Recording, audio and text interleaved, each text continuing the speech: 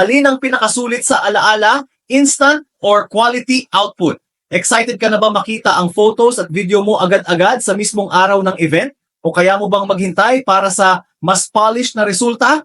Ang on-site editing ay perfect sa mga gusto ng instant satisfaction. Same-day edit, SDE, videos at photo previews na pwedeng ipakita sa guests, i-post agad, at damang-dama pa ang hype ng celebration. Pero tandaan, limited ang oras at resources. Hindi ganun kadetalye ang editing dahil mabilisan ang proseso. Sa kabilang banda, ang post-event delivery ay mas refined. May tamang pacing, full editing, sound design, color grading, at retouching. Para sa mga willing maghintay kapalit ng premium quality. Kung trip mo ang fast and fresh, go for on-site edit. Kung priority mo ang depth and detail, post-event is for you. Pero kung isa lang ang pipiliin, mas panalo ang post-event. Kasi ang alaala, hindi minamadali, ginagandahan.